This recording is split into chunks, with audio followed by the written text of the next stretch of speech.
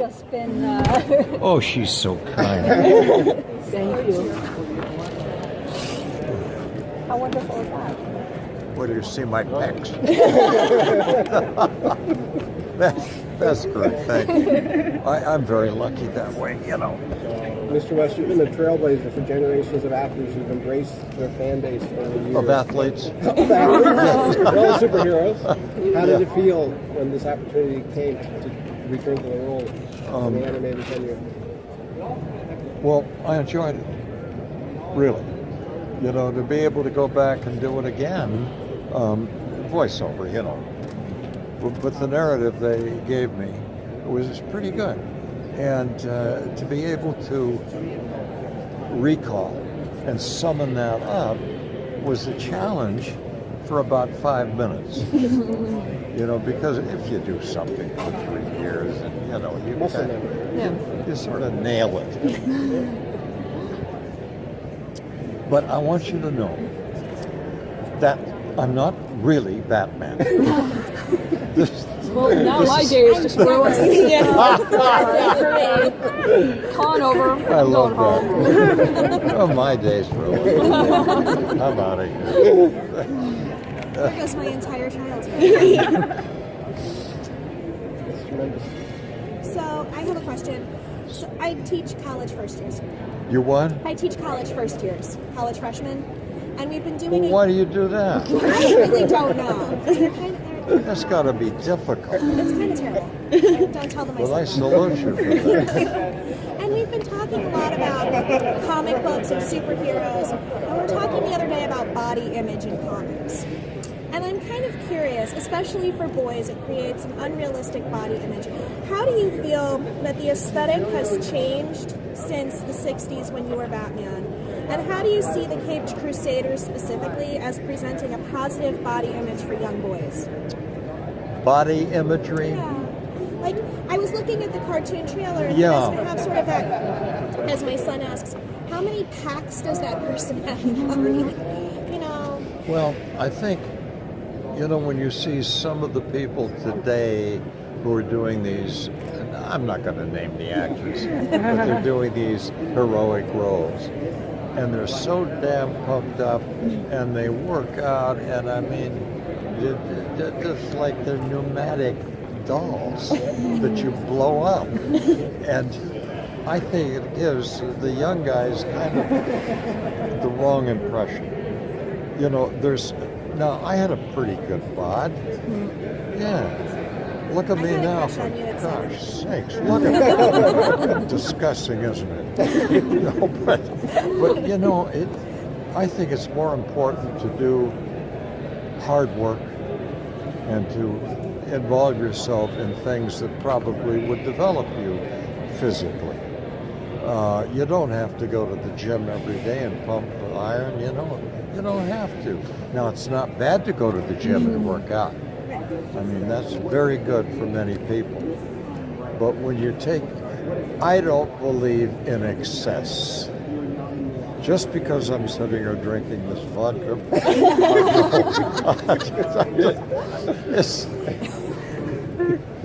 I think excess like that can really be damaging. And I went through it. I really did. There was a time in my life, you know, womanizing, boozing, and things like that, you know, the young guys go through. And especially if you're Batman, they think you can do anything. And you take the challenge. And it was very tiring. But as far as body image for young guys, I think it's very good with the athletes and some of the so-called superheroes. But they're not going to be able to move like Flash or spin a web like Spidey, baby. But they can certainly aspire to being stronger. Yeah. But go out and do some work.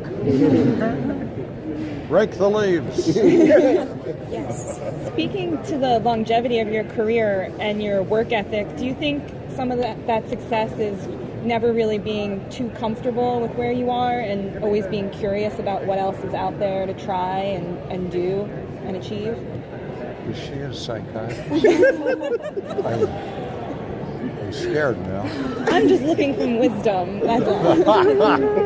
Words up. What? Repeat the last part. Sure. Would you say some of the key to your success and your longevity is just never being too comfortable and thinking, there's nothing else new out there? Yes. I get thoughts like most people, I guess, that, what am I doing here? Why have I done this? Why do I go on with this? What is my fate? I mean, I should be doing something else, maybe more valuable. And you know how we all go through those moments of about 4 a.m. and the dog is biting your leg and you wonder what the hell's happening here. I didn't put the gun down. Anyway, yes, but that challenge for me has always been, what can I say, kind of like the starter button in a car. And if I hit that, I don't mean to sound overly ambitious, but I guess I am fairly competitive. And I just want to get rid of these others. What I'm thinking is, you're right about that. And really, that's kind of the American way, is competition. And with, free market and all that. Now, I don't mean to go in different directions with all this, but, you think about that. And, now the other thing, when I get material that I feel is worthwhile, amusing or something affecting, that does it. Because that's what an actor looks for.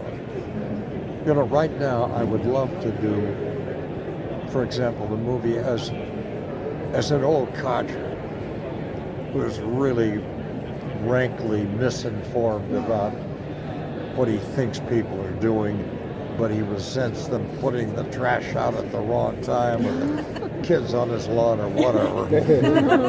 But you finally realize as you go along that the guy has maybe a terrible tragedy in his life. And I don't know, but I want to get my teeth in something like that now that I'm an older guy. That I can play that might be more truth, which goes along with what you're saying, pushing that button. Yeah. I'd love to see that movie. Well, Batman has been portrayed in kind of a dark and gritty way for the last 20 years, for a generation. Yeah. And what do you think about, giving Batman back to younger children? Because a lot of kids can't see the Batman movies that are out now. They're too violent. You know what you've just done? You've just described what we intended to do and did. When you see the movie, you'll see. This was done primarily for kids, of all ages. But, so the adults would be amused, of course, again. But this one is really just hammered right in to please the kids. And it's, updated. They've taken our Batman and given it an homage, and then brought it more in tune with what's happening out there today. All the technology, the new stuff. We're in space. We're not a little spacey anyway. we're out in space, and we're doing things that, you might want to hack. Is there any particular performer that you worked with in the original series you wish were available? I'm sorry, Sadie. Is there any particular performer you worked on the original series as a guest film that you wish were available to be on this film that you just recently did? Yeah.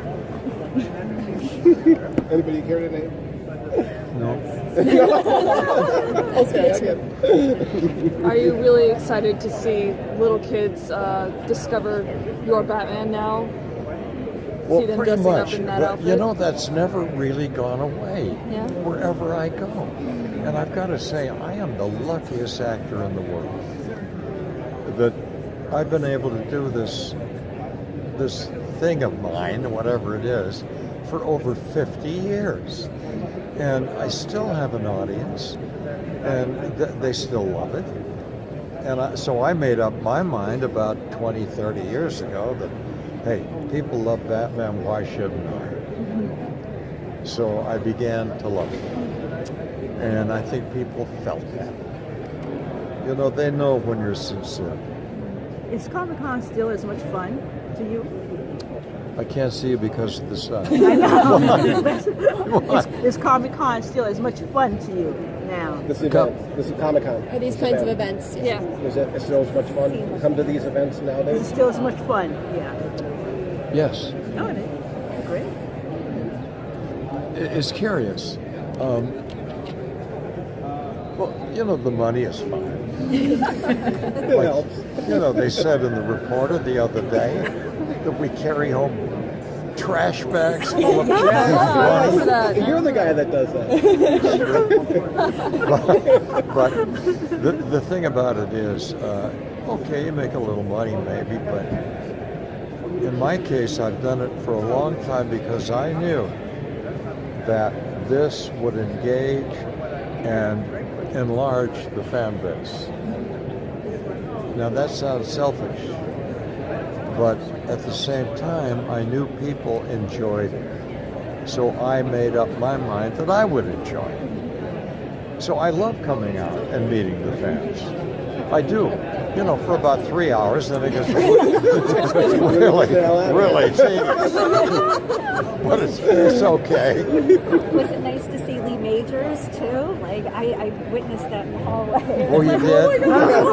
Yeah.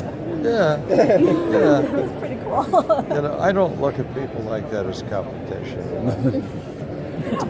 You know, they do their own dumb thing, and you know, they do things and I do mine, and that's simple. You talked about being competitive with yourself, Yeah. as well as, you know, instead of just being competitive with others. And you've also talked about the impact that you feel you've had on kids and watching kids be engaged in Batman. What would you say to kids today who feel a lot of pressure in terms of, you know, how they should treat these competitions that go on in their lives? You know, it really helps if you can do it. To do this all together now.